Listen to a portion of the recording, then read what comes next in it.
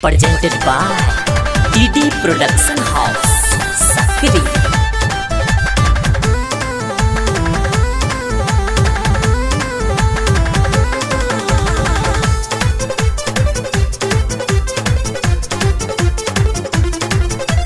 भेपर जलायब हम लालटेन बुझा के,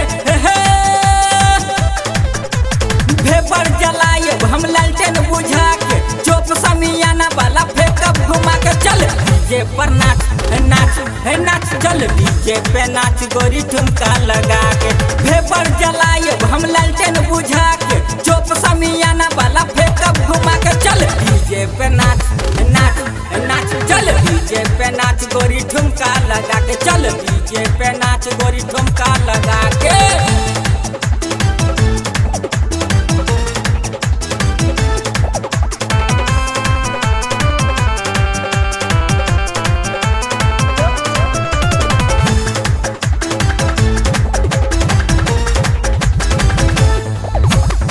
डीजे के चोट पर डाका करेंगे, कैस में यारा हम ऐसा करेंगे। डीजे के चोट पर डाका करेंगे, कैस में यारा हम ऐसा करेंगे। ऑर्केस्ट्रा में रानी हम तुमको नचाएंगे, ऑर्केस्ट्रा में रानी हम तुमको नचाएंगे। डीजे के चोट पर डाका करेंगे, कैस में यारा हम ऐसा करेंगे। कमर से कमर रानी हिलाएंगे, डीजे के चोट पर डाका करेंगे, कैस में यारा हम ऐसा करेंगे।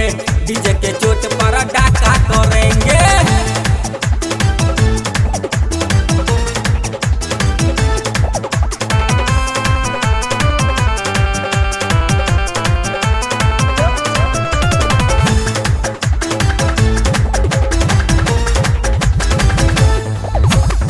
ऐसे जे ढेर बोलबुए रनिया, झर जाई तोहर जवनिया। ऐसे जे ढेर बोलबू जे रनिया, झर जाई तोहर जवनिया। छोटू परे मह तुमको नचाएगा, छोटू परे मह तुमको नचाएगा।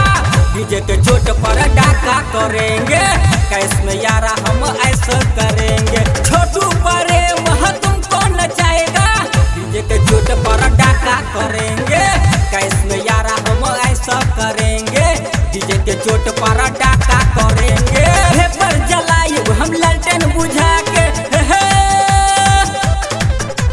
भेपर जलायब हम लालटेन बुझा के, चोप समियाना वाला फेंकब घुमा के। चल डीजे पर नाच नाच नाच, चल डीजे पे नाच गोरी ठुमका लगा के। भेपर जलायब हम लालटेन बुझा के, चोप समियाना वाला फेंकब घुमा के। चल डीजे पे नाच नाच नाच, चल डीजे पे नाच गोरी ठुमका लगा के। चल डीजे पे नाच गोरी ठुमका लगा के। Presented by DD Production House, Sakri.